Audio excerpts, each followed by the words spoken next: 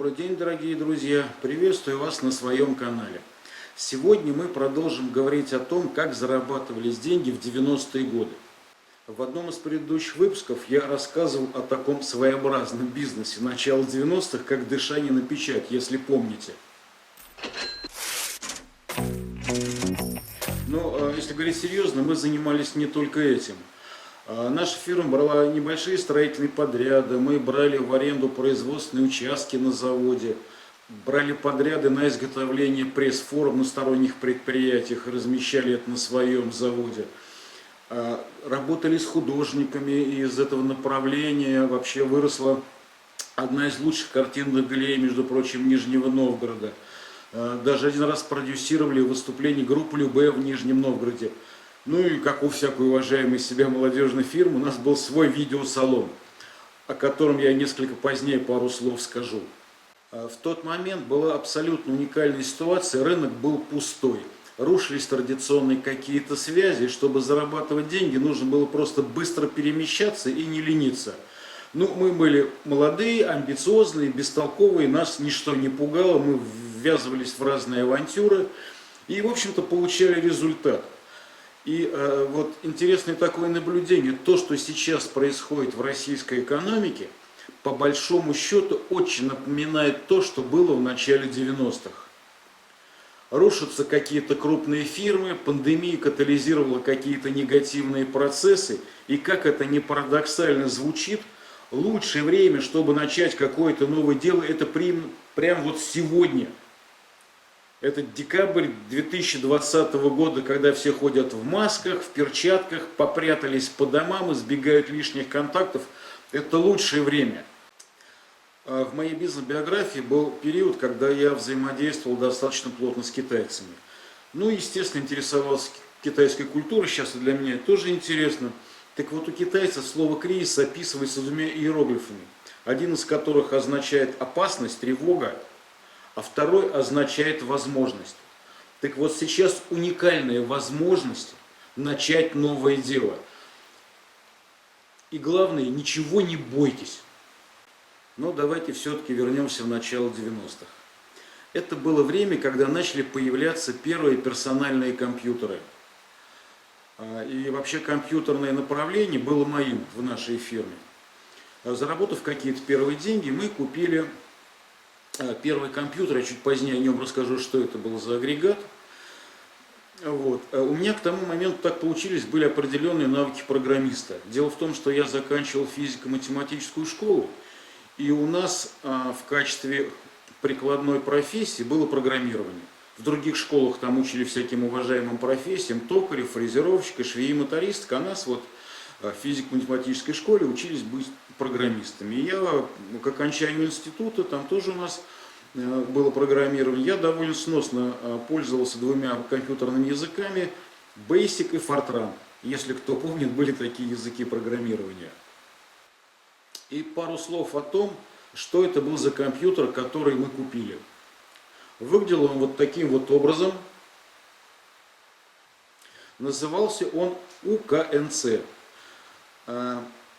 Что интересно, он был абсолютно полностью советского производства. Состоял он из нескольких элементов. Черно-белый монитор, ну, такой довольно габаритный ящик, клавиатура, совмещенная с процессором. И вот этот вот синий ящик, это дисковод. Там было два дисковода. Не было никакого винчестера. Было два дисковода, на одном помещался гибкий диск с операционной системой, а второй диск, это был диск с данными. И емкость каждого диска, внимание, была всего 320 килобайт. Так вот, заведя в фирме компьютер, мы поначалу его использовали просто как печатную машинку для подготовки документов. Но потом, я уж не помню, с чего началась история, я написал для нашего бухгалтера программу по расчету заработной платы. Это было не очень сложно для меня. Это ей настолько понравилось, да, что я задумался, а может быть это пытаться кому-то продать. Напомню, начало 90-х, да, там не только ли фирмы 1С, даже не существовало еще и компьютеров персональных в достаточном количестве, да, и Windows не было, и общение программиста, пользователя с компьютером оно шло на уровне командной строки, там иконок никаких по экрану никто не таскал. Мышек вообще компьютерных даже понятия такого еще не было. И в конце концов тут какие-то контакты были, и я вышел на одно предприятие, которое готово было со мной обсудить вопрос покупки компьютера вместе с программой. Хочется сказать несколько слов, что это было за предприятие. Называлось оно, по-моему, как-то опытно-конструкторское бюро. Суть в том, там работал человек, наверное, 200, это было конструкторское бюро, и при нем небольшое производство. Они выпускали какие-то мелкосерийные детали для оборонки, скорее всего, но у них был великолепный станочный парк.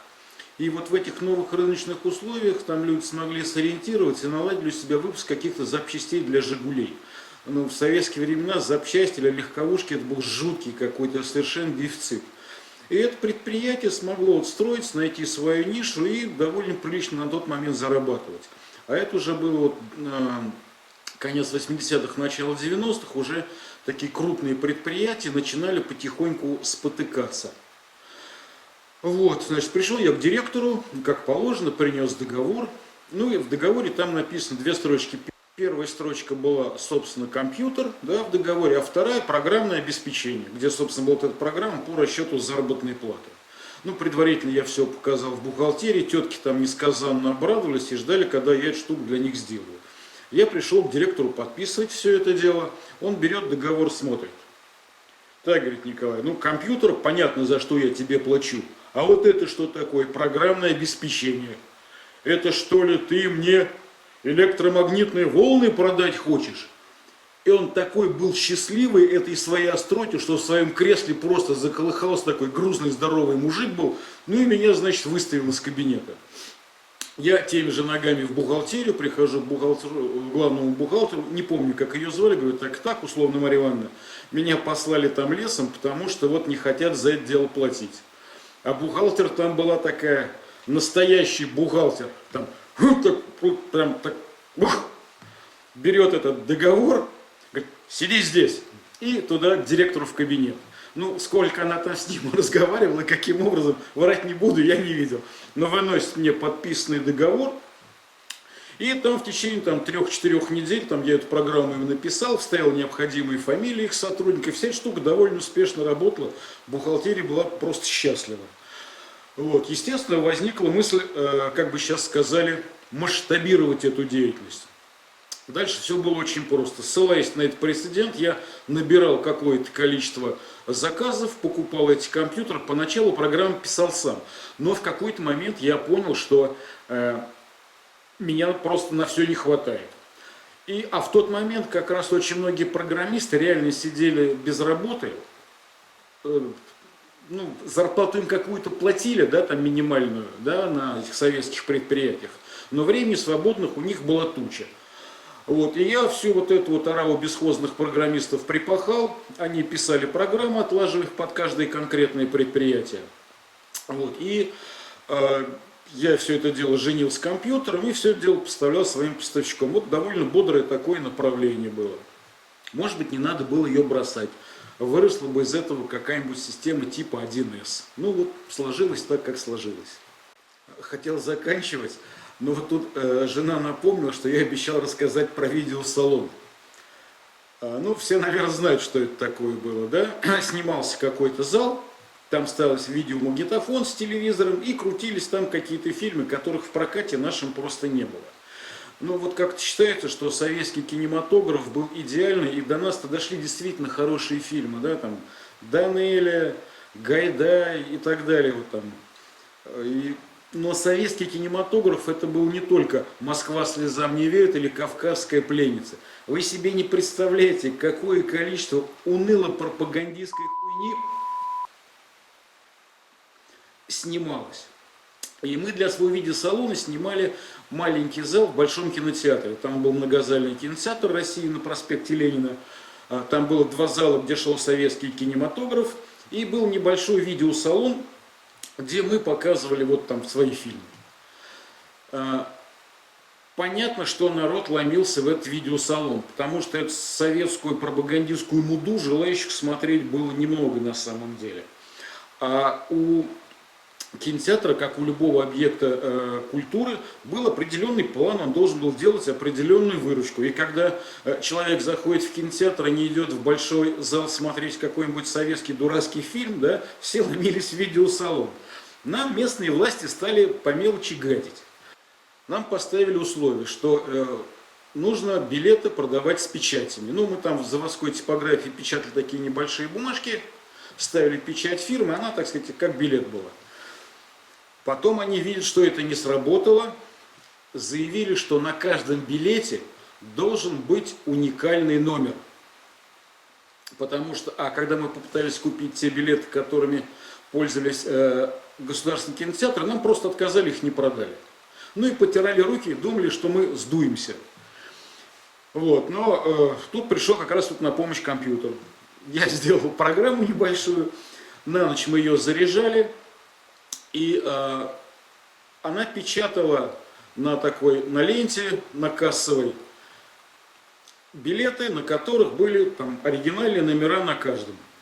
Делали мы это специально, в ночь заряжали, потому что принтер тогда был так называемый матричный, выглядел он вот так. Звук при работе он издавал как пулемет Максим, поэтому его заряжали в ночь, он всю ночь печатал нам эти билеты. С утра приходила там какая-нибудь девочка по договоренности, ей давали печать, она эти несколько сотен билетов, она их проштамповывала печатью, в качестве отплаты отрывала себе какое-то количество билетов, и с подружками они шли в наш видеосалон смотреть то, что вот там демонстрировалось. А ассортимент тогда был понятный, да?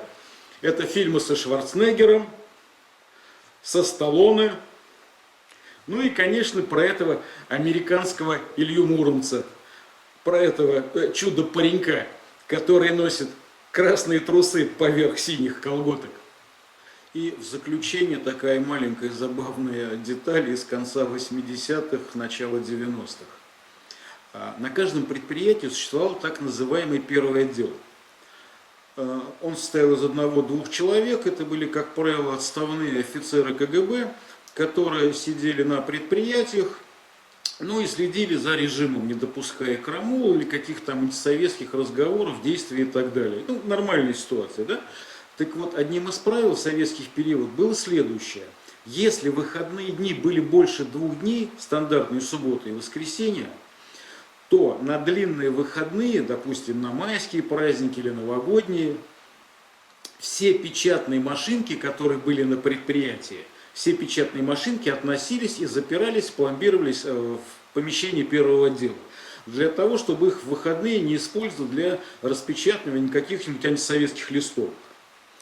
Вот. Ну, это правило, к нему все привыкли, ближе к длинным выходным со всех концов завода тянулся народ и тащили эти машинки, которые были там в отделах и в цехах, складировать в первый отдел. Наша фирма размещалась в помещении комитета комсомола. И из комитета комсомола тоже эту машинку, такая здоровенная, она весила, наверное, килограмм 15, не меньше. Перли ее в первый отдел, ее там пломбировали, запирали. Но комичность ситуации была в том, что вот этот купленный нами компьютер, он мог печатать эти прокламации антисоветские, если было бы желание, да, тысячными тиражами ночью, безо всякого участия. Не нужно там никому было набивать по этим клавишам, да, эти буковки. Все будет печататься в автомате. Так вот, машинки сносились, а компьютер там просто так и стоял. Это вот один из показателей деградации к своему финишу советской системы. Они очень трепетно относились к правилам, пряча там эти печатные машинки, да, на которые можно было за раз напечатать не больше 6 экземпляров через копировку. А компьютер, который мог тысячные тиражи делать, был вне зоны их внимания. На сегодня все. Спасибо тем, кто посмотрел до конца. Подписывайтесь на мой канал. Всего доброго.